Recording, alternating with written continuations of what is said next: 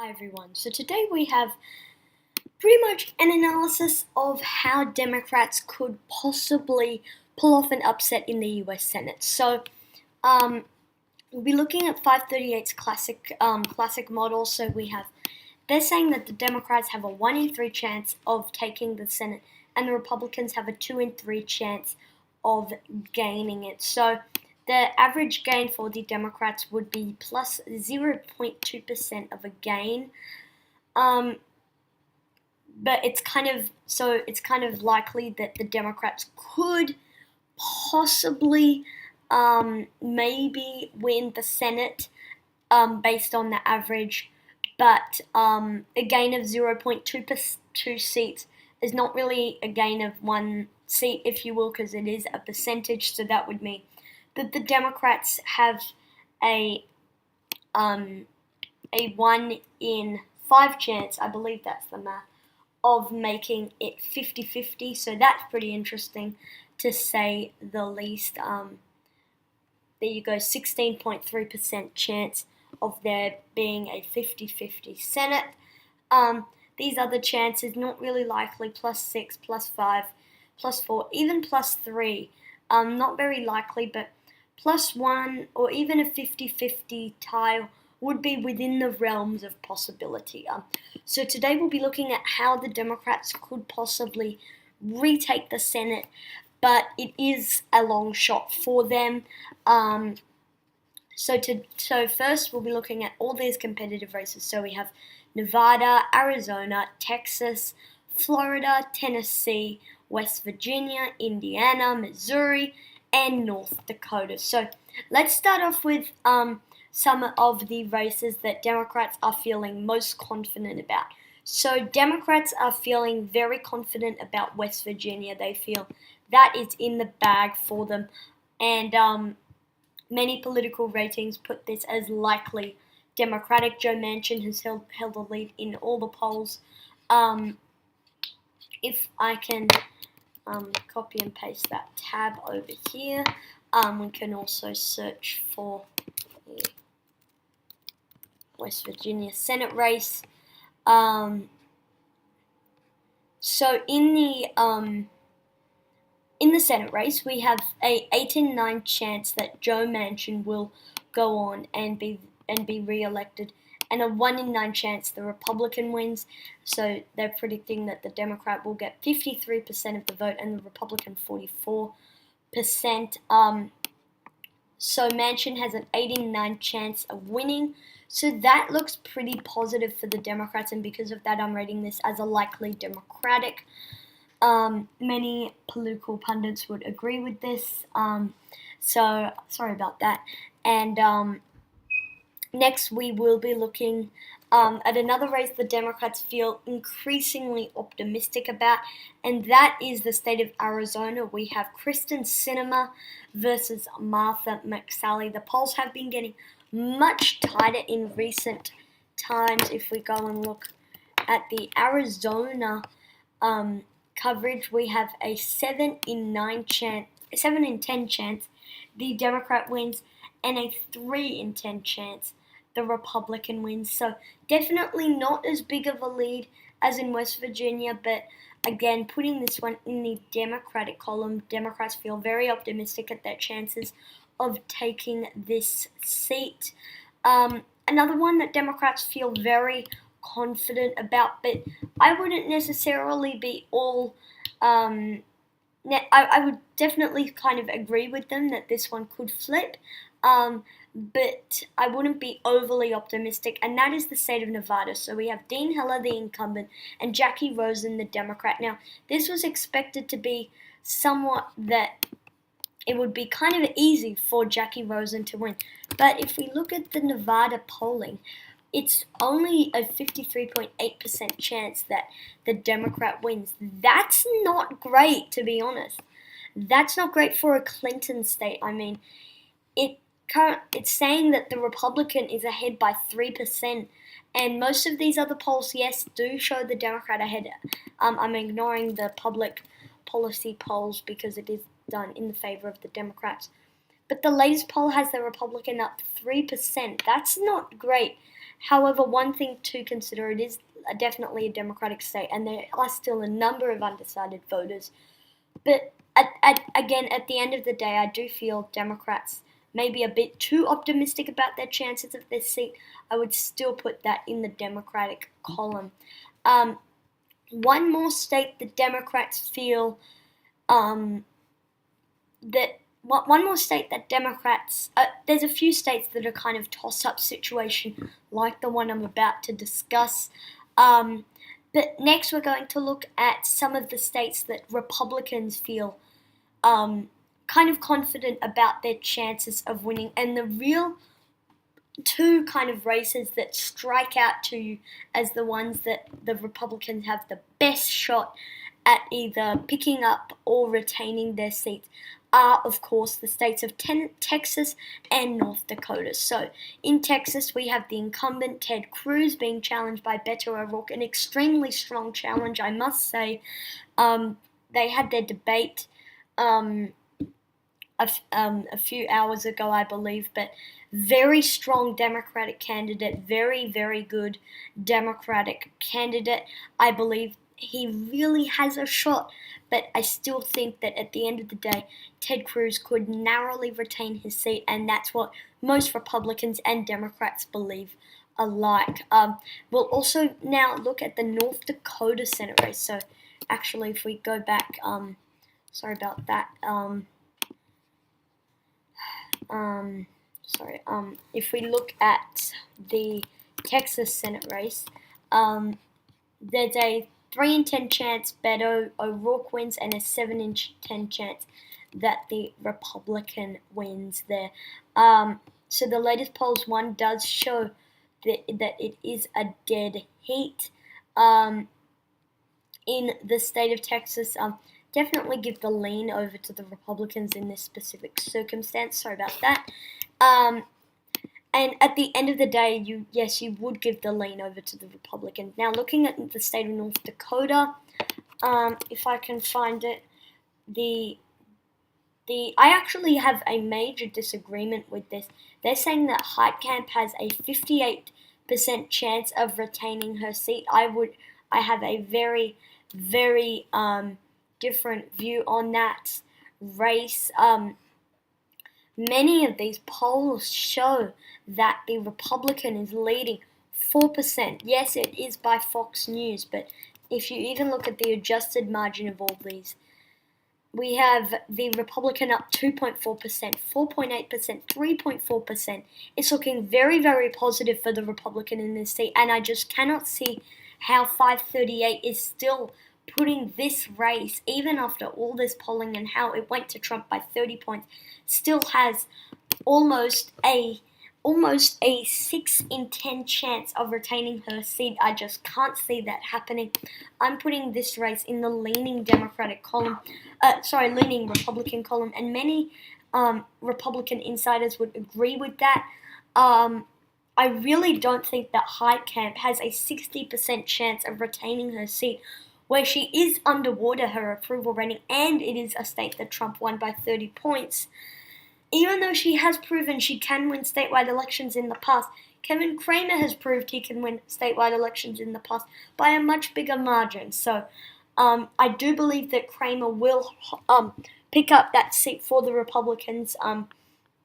Anyway, so next 4 states are real toss-ups. If we go ahead and look at the Indiana Senate race, which is the next one we'll be looking at, I again have a disagreement with 538. I don't think that Donnelly has a 76% chance of retaining his seat. Definitely more of a 60% chance that Donnelly will retain his seat. So interesting stuff there. The Democrat is leading, I must say, in many polls. If we look at this Fox News poll, not necessarily the most reliable. Fox News, again, generally tilts to the right, but it's really going to, I believe, come down to the wire. But at the end of the day, I'm putting this in the leaning Democratic column. many people would agree with this, maybe put it in the likely Democratic column. But because Trump won it, I still think it's going in the leaning Democratic column. Next, we will look at the Tennessee Senate race. So I do believe that 538 may be being a little bit generous to the Democrats in many of the other Senate races, but here being quite generous over to the Republicans, only giving Bredesen a 40% chance of winning. Again, a disagreement with 538 in that specific one. Bredesen has almost always led, if you take out the Republican polls and the Democratic polls, Bredesen has consistently led 5%, 10%, 10%, 3%, 1%, 3%. Only in the last few times has it kind of been a bit closer, but again, these last two polls showing a Democratic victory. So not the best news there for Marsha Blackburn. I believe that the Tennessee Senate race will go on and be the Democrats. So we will be looking at how the Democrats can win now. So once I've gone through my actual predictions. So next we will look at Florida. Senate race gives Bill Nelson, again, I feel they're being quite generous to the Democrats in many of these circumstances. A 57% chance Nelson wins, even though the Republican Rick Scott has almost consistently led in most opinion polls. We have a 1-point victory for the Republican there, another 1-point victory, 2-point victory, 4.6, 3, 4, 6.2, 5. There's only a few polls in between them that go for Nelson or are even. Again, a major disagreement. They're giving the Democrat a 57% chance of winning that seat. I believe this will eventually, at the end of the day, go to the Republicans. That gives them the Senate majority, but I do believe Missouri, with Claire McCaskill, again being a bit generous to the Democrats, but I still think that it will go to the Democrat Claire McCaskill. So interesting race there in the state of Missouri. Now, how can Democrats win the Senate? They have a few options. They have a few options, actually. The first option is, firstly, defend all the seats they currently have incumbents in. So if we just base it off this map, the Republicans would have Nevada and Arizona and Tennessee, and but the Democrats, they would have Florida, Missouri, North Dakota, and I believe that's it now. How Democrats think they could win the Senate? They hold on to all the seats they currently have incumbents in, which will be quite challenging in states like North Dakota and Florida. Second step, they pick off 2 out of 4 Republican seats they think they have a chance in. The 2 easiest ones, Nevada and Arizona. That would give them the Senate majority. However, they aren't likely to win in the state of North Dakota, but they are favored in Tennessee, so that would still give them the Senate majority at the end of the day. Now, one more kind of one they are defending. Bill Nelson in Florida is very vulnerable. Now, he does have a better chance at winning than Beto O'Rourke does, or Heidi Heitkamp does, or any of these other Republicans who are pretty safe. But at the end of the day, I believe that this map is the most likely way Democrats can retain the Senate. This is the most likely way. Way number 1. We can look at that. Second way they could retain the Senate. They could go on a different path. They could go, any other Republicans, there we go. I believe there's still one Democratic seat there, I see. Another way they could do it. They could base it off the Democratic and Republican states. However, that's not necessarily the best strategy. They would lose many of these states. They would have to win Florida and then Arizona and Nevada. So I don't think that basing it off Republican and Democratic states is a good strategy.